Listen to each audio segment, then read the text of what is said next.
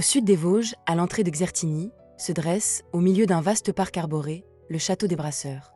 C'est un château industriel, né de l'ambition d'un brasseur, symbole d'une époque où l'essor économique façonnait autant les paysages que les fortunes. Cette vidéo va vous retracer l'histoire d'une famille et celle d'un château, chacune étant liée. L'histoire commence au XVIIIe siècle avec une petite brasserie locale, la brasserie de Lorémus, attestée dès 1750. Elle vivote, décline, puis s'éteint presque. Rien ne laisse présager qu'elle deviendra, un jour, l'un des plus puissants établissements brassicoles de Lorraine. Tout change au milieu du XIXe siècle, lorsqu'un jeune homme venu de Haute-Marne arrive à Xertigny, Victor Simon Champion. Champion n'est pas un brasseur ordinaire. Il s'est formé à Wehenstéphang, en Bavière, l'une des écoles brassicoles les plus réputées d'Europe.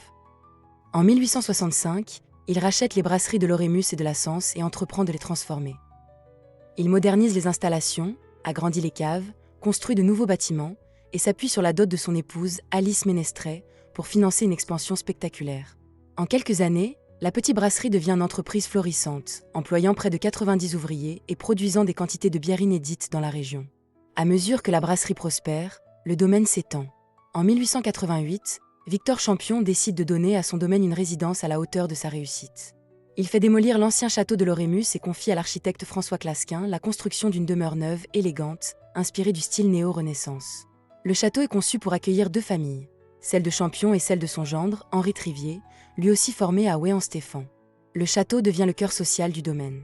On y reçoit les fournisseurs, les partenaires, les représentants des brasseries associées. À la mort de Victor Champion en 1891, Henri Trivier prend la tête de l'entreprise. Sous sa direction, la brasserie atteint son apogée. 110 000 hectolitres produits en 1890, 5 brasseries associées, des dépôts dans toute la France. Le domaine vit au rythme des livraisons, des récoltes, des fêtes ouvrières. Mais au XXe siècle, l'histoire bascule. Après la Seconde Guerre mondiale, la famille quitte le château. En 1956, le domaine est vendu à la Compagnie Générale des Eaux, qui transforme les lieux en colonies de vacances. La brasserie, elle, est absorbée par Champignol en 1959, puis fermée définitivement en 1966. L'âge d'or brassicole de Xertigny s'achève. En 1977, la commune rachète le château et son parc de 4 hectares. Le bâtiment est restauré, adapté, réinvesti.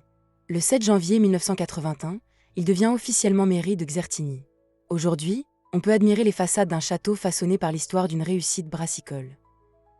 En pénétrant dans le hall d'entrée, on découvre un espace conçu pour impressionner dès le seuil. Tout est resté comme à l'époque de Victor Simon Champion. Le hall s'organise autour d'un large escalier en bois, élément central de la composition, d'une cheminée sculptée et de boiseries élégantes. L'ensemble reflète un goût prononcé pour les matières nobles et le savoir-faire des artisans menuisiers de l'époque. Au-dessus, le plafond d'époque constitue une pièce maîtresse du décor. Sa composition reflète les tendances décoratives de la fin du XIXe siècle. Toutes les pièces visitables dégagent une impression de noblesse et de raffinement. Le château des Brasseurs n'est pas seulement un monument. C'est un récit, un héritage, un fragment de la grande aventure brassicole française. Notre visite est maintenant terminée. Mettez un like si vous aimez mon travail. N'oubliez pas de vous abonner. Merci et à bientôt.